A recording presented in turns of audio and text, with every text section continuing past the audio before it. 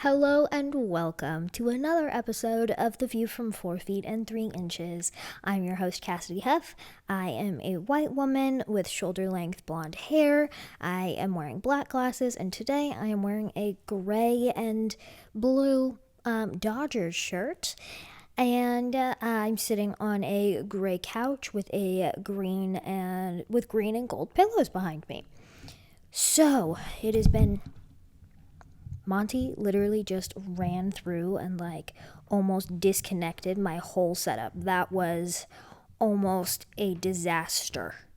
Anyways, as I was saying, it's been a week. It has been a week. So today I'm going to give you guys some info about an update about Champ, because last week I talked all about his surgery that was upcoming at the time, and his surgery happened. So I want to tell you guys what happened, how it all went down, etc. So he went in. If you haven't listened or watched last week's episode, please go ahead and do that. It talks all about why he needed surgery and how I found out and the events leading up to that. So this is really the post-op episode, I guess. So we took him in at 7:30 a.m. on Monday morning, and we checked him in, and he originally was great. He loves the vet because he gets lots of treats, but he was a little questionable that morning because we didn't give him breakfast because he had to fast before his surgery. So he was already not too happy, but he's usually a pretty happy dog. So it didn't cause that much stress, but I could tell he was a little he was questioning us a little bit about why he didn't get breakfast. So we took him in, we checked him in, I filled out all the paperwork. And when the vet assistant, I think, the surgical assistant, came out to get him, we took his regular harness off. Not his working harness, but his other harness. We took it off, and they put a slip lead around him. And the vet assistant, or the surgical assistant, was holding the other end of the leash, and he would not walk with her. He absolutely refused. He actually sat on me because he was like, "I don't know who you are. I'm not going with you. This is the person I work for. I don't work for you. Go away." So once she was like, "Oh, do you want to try?" Because I explained he's a service dog. He's trained to stay with me, and he is really attached to me. So obviously, so I was like, "Yeah, he's a service dog." And she was like, "Oh, do you want to try? Do you want to hold the other end of the leash?" And I was like, "Yeah, sure." So once I held the other end of the leash, he was fine. And he walked all the way to the door. And then once we got to the door, that's I was going to say backstage area. Can you tell I'm a theater kid? I guess, the surgical area kind of area where the kennel area. That's what I'm thinking of. Once we got to that door, he kind of realized something was going on, and he stopped in his tracks again. But I told her that, actually Kaz told her that if you say that he's going to get treats, he's fine and he'll go anywhere with you. So she was like, "Oh, let's go get treats," and he was like, "Oh, okay, why didn't you say that earlier?" And he went with her.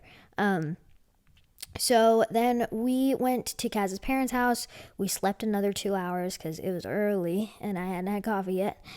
And we then went to breakfast with Kaz's mom, and we were just kind of waiting to get the call from the vet because they still had to take x-rays to figure out what was going on. By the way, Monty is playing with his own tail right next to me, so I apologize if you hear ruckus on the mic. Anyways, so the vet actually did call while we were at breakfast, and they said that his x-rays looked great.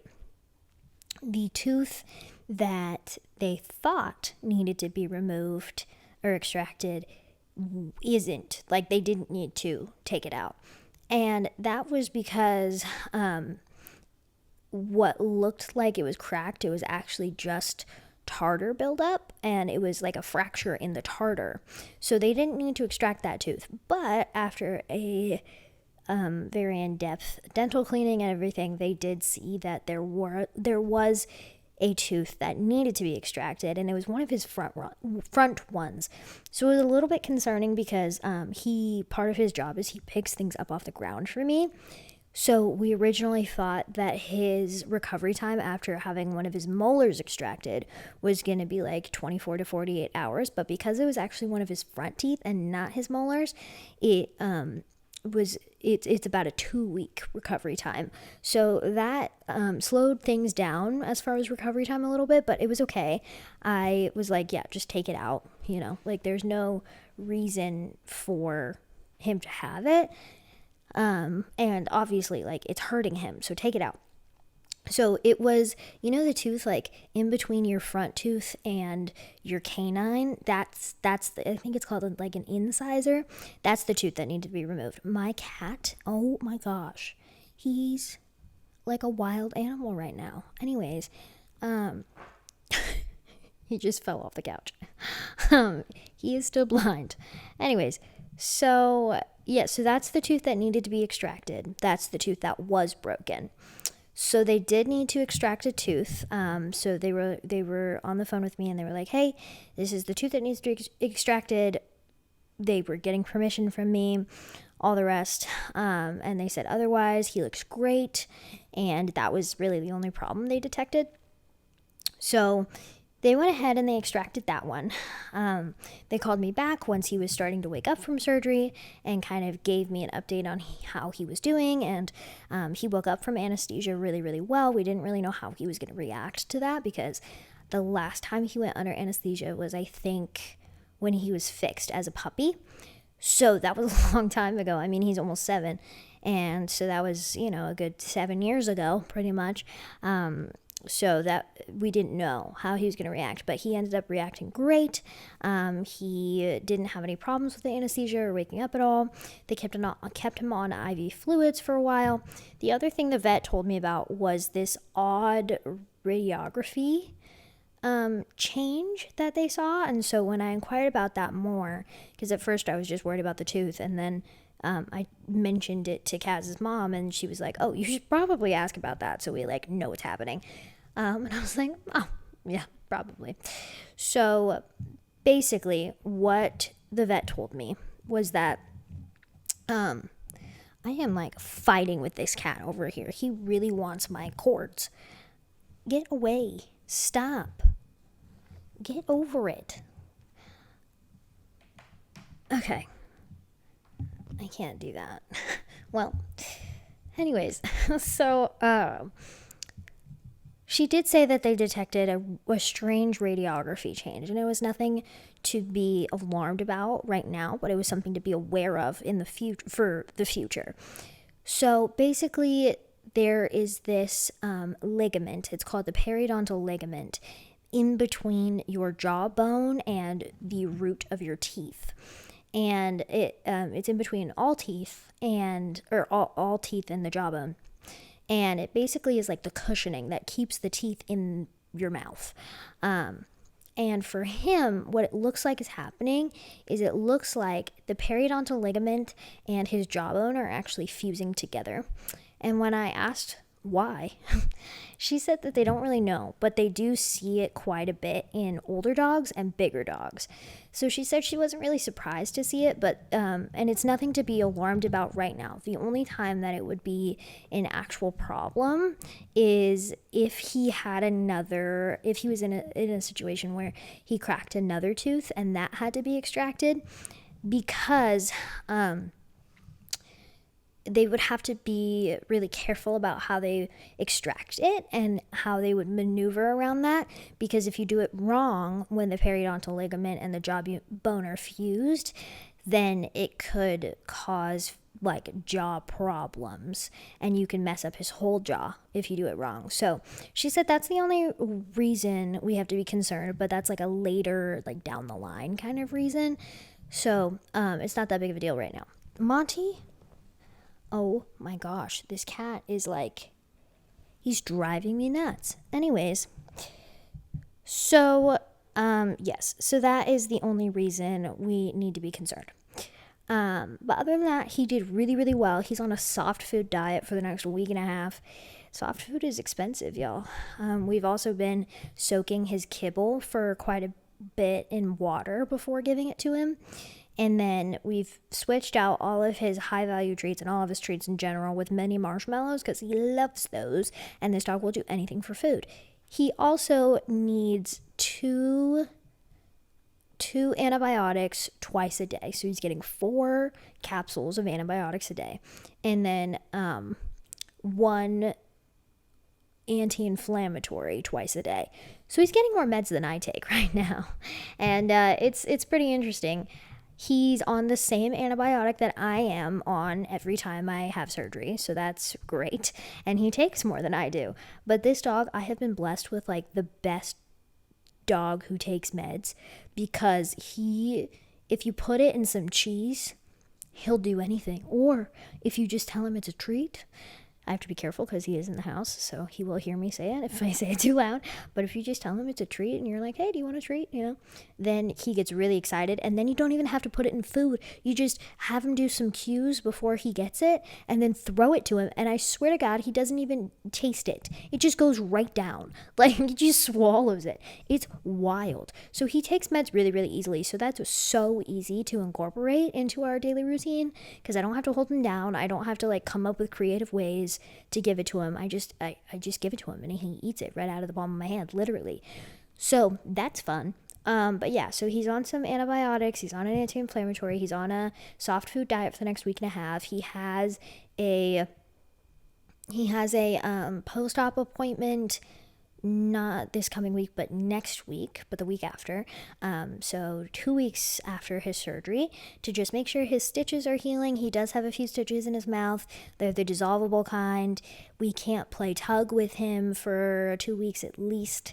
No rough housing. Mainly that's not me, that's Kaz who rough houses with him. So they've been having to take it really easy. No sprinting. He can't run or jump a lot or things like that, but he can jump on and off the bed because he is very tall, so it doesn't really matter. It's more of like a step up onto the bed and then a step down instead of like a jump up and a jump down, He gets in and out of the car great. So really the only thing is like watching him when he's playing, making sure he's not playing too rough. This dog does not chew on anything. Like, he won't chew his toys up. He won't rip them up. So we don't really have to watch him with that. He likes to hold toys in his mouth because he has a lot of displacement, which means he has a lot of big feelings that he doesn't know where to put them. So he holds a toy. And I think it's because he doesn't want to hurt you. And he knows that like when he gets really excited, he kind of loses track of where his mouth is and he can hurt someone. So he holds a toy there instead to kind of portray his excitement, and then he wiggles a lot, like his whole body wiggles when he wags his tail. So he has been just holding toys and then desperately asking us to play tug with him, and obviously we can't. So he's very confused about that, but otherwise he's doing great. He's completely back to normal. I've noticed a change in his behavior, a great improvement in his behavior. He is like way more attentive to me when we're on walks. He's not allowed to work until after his post-op appointment, so we've just been going on walks and taking him potty and really taking it easy. But I've noticed a great improvement in just his attention to me. Like, he pays a lot more attention to me now, probably because he's not in pain. And he's like, he's really, I can tell that he really wants to work because he's feeling a lot better, but obviously I have to follow doctor's orders, so he's not working right now. He will work in the next few weeks once he's cleared by his doctor. So that is the update on Champ. Champ is doing really well. His surgery went really well. It fixed his breath issues, thank God.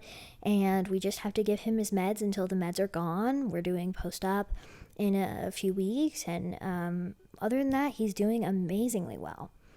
The other thing I wanted to touch on is something very, very exciting. So in case you don't know, I am the co-founder and executive director of Disabled Voters for Harris.